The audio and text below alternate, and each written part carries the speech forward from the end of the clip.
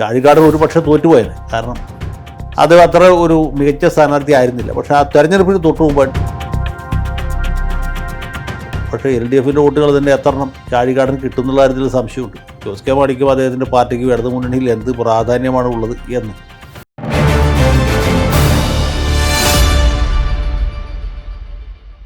കോട്ടയം ജനാധിപത്യ ശക്തികളുടെ, അതായത് UDFിൻ്റെ ഒരു കോട്ടയാണെന്നാണ് വെപ്പ്.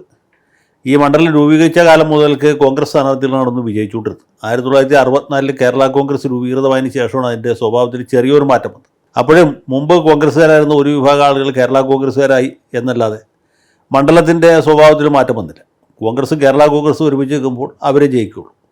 67 ഇവർ രണ്ടുപേരും വെവ്വേറെ മത്സരിച്ചപ്പോൾ അവിടെ CPM സ്ഥാനാർത്ഥി വിജയിച്ചു. പക്ഷേ അടുത്ത തെരഞ്ഞെടുപ്പ് പോയപ്പോഴേക്കും വീണ്ടും കേരള കോൺഗ്രസ്സിന് മുൻനിർത്തിയ ആ സീറ്റ് ഇവർ തിരിച്ചു പിടിച്ചു. 77 80 കേരള കോൺഗ്രസ് സ്ഥാനാർത്ഥികൾ വിജയം ആവർത്തിച്ചു.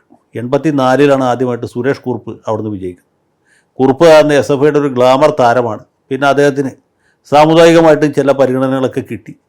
പിന്നെ ഒരു ചെറുപ്പക്കാരൻ, കളങ്കമില്ലാത്ത ഒരു കമ്മ്യൂണിസ്റ്റുകാരൻ എന്ന സവിശേഷത കൊണ്ടാണ് അദ്ദേഹം വിജയിച്ചത്. അന്ന് ചില സാമുദായിക സമവാക്യങ്ങൾ മറ്റു തരത്തിലും അദ്ദേഹത്തിന് ഗുണകരമായിട്ട് മാറി. കാരണം ഓർത്തഡോക്സ് സഭയുടെ ഒരു പിന്തുണ ആ സമയത്ത് കുറുപ്പിന് ലഭിച്ചു. അപ്പോൾ ഇങ്ങനെ കുറുപ്പ് അത് മിക്കവാറും ഒരു ഫ്ലൂക്ക് എന്ന് പറയാവുന്ന രീതിയിൽ ഒരു വിജയമായിരുന്നു. ചെറിയ ഭൂരിപക്ഷത്തിനാണ് അദ്ദേഹം ജയിച്ചത്. പിന്നീട് K കരുണാകരൻ, രമേശ് ചെന്നിത്തല അവിടെ കൊണ്ട് നിർത്തി അദ്ദേഹം 3 തവണ വിജയിച്ചു. അങ്ങനെ ആ മണ്ഡലം കോൺഗ്രസിലേക്ക് തിരിച്ചു. പക്ഷേ പിന്നീട് ഈ റബ്ബറിൻ്റെ വിലയിടിവ് ഒരു പ്രധാന വിഷയമായിട്ട് വന്നപ്പോൾ ചെന്നിത്തല തോൽക്കുകയും സുരേഷ് കുറുപ്പ് വീണ്ടും വിജയിക്കുകയും ചെയ്തു. അതും ചെറിയ ഭൂരിപക്ഷത്തിലാണ്. അതിൻ്റെ അടുത്ത തെരഞ്ഞെടുപ്പിൽ പ്രബലനായ PC ചാക്കോ തന്നെ വന്ന് കോട്ടയത്ത് മത്സരിച്ചു. അപ്പോഴും കുറുപ്പ് തന്നെ വിജയിച്ചു. അന്ന് ഉമ്മൻചാണ്ടിയുടെ ഒരു ചെറിയ സഹായം, ഒരു കൈ സഹായം കുറുപ്പിന് കിട്ടി. പിന്നെ പരിശുദ്ധ കാതോലിക്ക ബാവയുടെ പിന്തുണയും കുറുപ്പിനുണ്ടായി. അങ്ങനെ കുറുപ്പ് ജയിച്ചു. അടുത്ത തവണ 2004 കാതോലിക്ക ബാവയുടെ സഹായം മാത്രമല്ല ഉണ്ടായത്, അത് വലിയ തരംഗവുമായിരുന്നു. അങ്ങനെ ആൻ്റോ ആൻ്റണിയെ തോൽപ്പിച്ചു. കുറുപ്പ് പിന്നെ പാർലമെൻറ്റിലേക്ക് പോയി. പക്ഷേ അതിൻ്റെ അടുത്ത തെരഞ്ഞെടുപ്പ് 2009 ആകുമ്പോഴത്തേക്കും മണ്ഡലത്തിൻ്റെ സ്വഭാവം മാറി. ചങ്ങനാശ്ശേരി വിട്ടുപോയി. വാടൂർ മണ്ഡലം ഇല്ലാതായി. അതിലുപരി പിറവും പാലയുമൊക്കെ കോട്ടയത്തിനോട് കൂട്ടിച്ചേർത്തു. അങ്ങനെ മണ്ഡലത്തിൻ്റെ UDF സ്വഭാവം വർദ്ധിച്ചു. ഒരു ഇടതുപക്ഷക്കാരന് ജയിക്കാൻ പറ്റാത്ത മണ്ഡലമായിട്ട് കോട്ടയം മാറി. അങ്ങനെ കുറുപ്പ് തോൽക്കുകയും ജോസ് കെ മാണി വിജയിപ്പിച്ചു.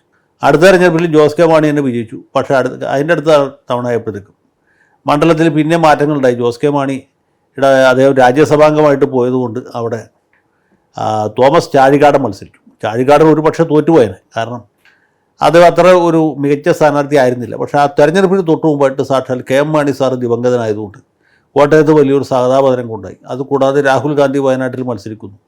അതുകൊണ്ട് ഘടകകക്ഷികൾ കോൺഗ്രസ് തമ്മിലുള്ള ബന്ധം ശക്തിപ്പെട്ടു. അങ്ങനെ എല്ലാ സാഹചര്യങ്ങളും UDFിന് അനുകൂലമായിട്ട്, കേരള കോൺഗ്രസ് മാണി ഗ്രൂപ്പിന് അനുകൂലമായിട്ട് തിരിഞ്ഞതുകൊണ്ട് ചാഴികാടൻ അവിടുന്ന് വിജയിച്ചു. ഇത്തവണയും ചാഴികാടൻ തന്നെയാണ് LDFിൻ്റെ സ്ഥാനാർത്ഥി. പക്ഷേ LDFിൻ്റെ വോട്ടുകൾ തന്നെ എത്രണ്ണം ചാഴികാടൻ കിട്ടുന്നുള്ള കാര്യത്തിൽ സംശയമുണ്ട്. മാർക്സിസ്റ്റ് പാർട്ടിക്കും പിണറായി വിജയനും അത്ര രസിക്കുന്ന ഒരു സ്ഥാനാർത്ഥിയല്ല ചാഴികാടൻ. കേരള കോൺഗ്രസ്സുകാർക്കും നാട്ടുകാർക്കും പൊതുവെയും ചാഴികാടനോട് പൊതുവെ ഒരു സിമ്പതിയുണ്ട്. അദ്ദേഹം ആർക്കും ഒരു ഉപദ്രവത്തിന് പോകുന്ന ആളല്ല, നിരുപദ്രവിയാണ്.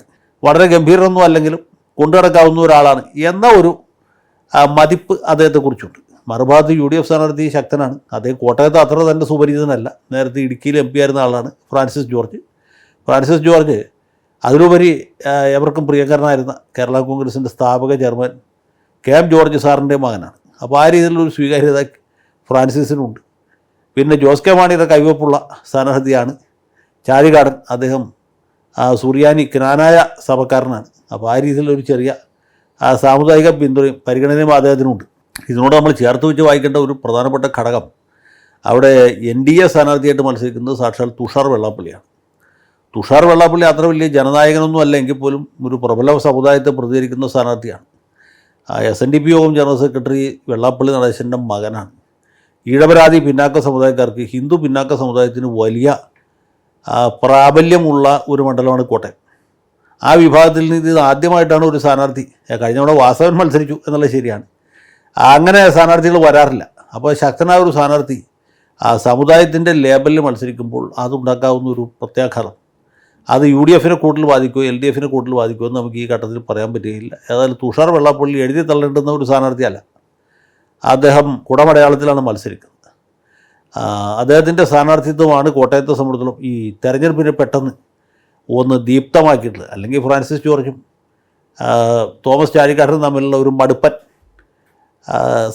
വിരസമായ സമനിലയിലേക്ക് പോകുന്ന ഒരു മത്സരമാണ് അവിടെ നടന്നുകൊണ്ടിരുന്നതെങ്കിൽ അതിന് പെട്ടെന്ന് അതിൻ്റെ ആ സ്വഭാവത്തിൽ മാറ്റം വരുത്താനായിട്ട് തുഷാർ വെള്ളാപ്പള്ളിക്ക് സാധിച്ചിട്ടുണ്ട്. തുടർന്നുള്ള ദിവസങ്ങളിൽ ഈ മത്സരം കുറേ കൂടി കടുത്ത ഒരു പോരാട്ടമായിട്ട് മാറുകയും അതിൻ്റെ യുക്തിസഹമായ പരിണാമത്തിൽ എത്തിച്ചേരും എന്നാണ് നമ്മൾ മനസ്സിലാക്കേണ്ടത്. റബ്ബറിൻ്റെ വിലയിടിവും അതുപോലെ തന്നെ മറ്റ് നാണ്യവിളകൾ കൃഷി ചെയ്യുന്ന കർഷകർ നേരിടുന്ന പ്രശ്നങ്ങളും കോട്ടയത്ത് ഒരു പ്രധാനപ്പെട്ട ചർച്ചാ വിഷയമാണ്. പ്രത്യേകിച്ച് കേരള സർക്കാർ ഈ രംഗത്ത് എന്ത് ചെയ്തു, കേന്ദ്ര സർക്കാരിൻ്റെ ഇടപെടൽ ഏത് രീതിയിലായിരുന്നു, അതിന് ഒരു പാർലമെൻറ്റ് അംഗം എന്ന രീതിയിൽ ചാഴികാടന് എന്ത് പങ്ക് വഹിക്കാൻ സാധിച്ചു, ഇങ്ങനെയൊക്കെയുള്ള ചോദ്യങ്ങളോട് ഉയർന്നു വരും എന്നുള്ള ഉറപ്പാണ്. ചാഴികാടൻ തന്നെ ഈ വിഷയം പാലായിൽ വെച്ച് മുഖ്യമന്ത്രിയുടെ മുമ്പിൽ ഇത് അവതരിപ്പിക്കാൻ ശ്രമിക്കുകയും കോപാകുലനായ മുഖ്യമന്ത്രി അദ്ദേഹത്തെ സാമാന്യേന ശാസിച്ചിരുത്തുകയും ചെയ്തു എന്നുള്ളത് സത്യത്തിൽ ചാഴികാടനല്ല അത് ക്ഷീണമായിട്ടുള്ളത് ജോസ് കെ മാണിക്കാണ്. ജോസ് കെ മാണിക്കും അദ്ദേഹത്തിൻ്റെ പാർട്ടിക്കും ഇടതു മുന്നണിയിൽ എന്ത് പ്രാധാന്യമാണ് ഉള്ളത് എന്ന് പാലക്കാരെങ്കിലും തിരിച്ചറിഞ്ഞ് കാണും എന്ന് ഞാൻ വിചാരിക്കും. കോട്ടയത്ത് പൊതുവെ അതൊരു സംസാര വിഷയമാണ്. ജോസ് കെ മാണിയുടെ പാർട്ടി എന്തിനു വേണ്ടിയിട്ട് ഇപ്പോഴും LDFിൽ തുടരുന്നു. UDFിൽ ഇരുന്നപ്പോൾ അവർക്കുണ്ടായിരുന്ന ഒരു പ്രാമാണ്യമോ അല്ലെങ്കിൽ പരിഗണനയോ ഒന്നും LDFിൽ കിട്ടുന്നില്ല എന്നുള്ളതും ഒരു ചർച്ചാ വിഷയമാണ്, ചിന്താ വിഷയമാണ്. പിന്നെ സിറിയൻ കത്തോലിക്ക സഭ അടക്കമുള്ള വിവിധ മതമേലധ്യക്ഷന്മാർ ഇവരൊക്കെ എന്ത് നിലപാട് സ്വീകരിക്കും, കാതോലിക്ക ബാവയുടെ നിലപാട് എന്തായിരിക്കും, ചങ്ങനാശ്ശേരി ആർച്ച് ബിഷപ്പിൻ്റെ പാലാ ബിഷപ്പിൻ്റെ നിലപാട് എന്തായിരിക്കും, ജ്ഞാനായ കത്തോലിക്ക സഭ എന്ന നിലപാട് സ്വീകരിക്കും. ഇതൊക്കെ തെരഞ്ഞെടുപ്പിൽ പ്രധാനപ്പെട്ട വിഷയങ്ങളാണ്. പിന്നെ ഈ ക്രൈസ്തവ സമുദായത്തിൽ തന്നെ ഒരു ചെറുതല്ലാത്തൊരു വിഭാഗം ആളുകൾ ഇപ്പോൾ BJPയോട് വലിയ ആദരവ് വച്ച് പുലർത്തുന്നു. ക്രിസംഖികൾ എന്ന് പറഞ്ഞൊരു വിഭാഗം അവിടെയും ആവിർഭവിച്ചിരിക്കുന്നു. ഇതൊക്കെ കോട്ടയത്തെ ബാധിക്കാവുന്ന വിഷയങ്ങളാണ്. പക്ഷേ സാധാരണഗതിയിൽ UDFന് വിജയിക്കാവുന്ന മണ്ഡലമാണ്. ഫ്രാൻസിസ് ജോർജ് നല്ല സ്ഥാനാർത്ഥിയാണ്. അദ്ദേഹം പാർലമെൻറ്റിലും പുറത്തും തൻ്റെ സാന്നിധ്യം വളരെ ശക്തമായിട്ട് തെളിയിച്ചിട്ടുള്ള ആളാണ്. അപ്പോൾ നോർമൽ ടെമ്പറേച്ചർ പ്രഷറിൽ ഫ്രാൻസിസിനാണ് ജയസാധ്യത. തോമസ് ചാഴികാടൻ ഒരു സാധു മനുഷ്യനാണ് എന്ന ഒരു പരിഗണന മാത്രമേ അദ്ദേഹത്തിന് ആത്യന്തികമായിട്ട് ബാക്കിയുണ്ടാവുകയുള്ളൂ. തുഷാർ വെള്ളാപ്പള്ളിയെ സംബന്ധിച്ചിടത്തോളം സമുദായത്തിൻ്റെ മേൽവിലാസമാണ് അദ്ദേഹത്തിൻ്റെ ജനസമ്മതിക്ക് അല്ലെങ്കിൽ ജനസ്വീകാര്യതയ്ക്ക് കാരണമായിട്ട് അവർ ചൂണ്ടിക്കാണിക്കുന്നത്. അപ്പോൾ ഇങ്ങനെ ഒരു പരിണതിയിലേക്കാണ് ഇപ്പോൾ കോട്ടയം നിയോജകമണ്ഡലം പോയിക്കൊണ്ടിരിക്കുന്നത്.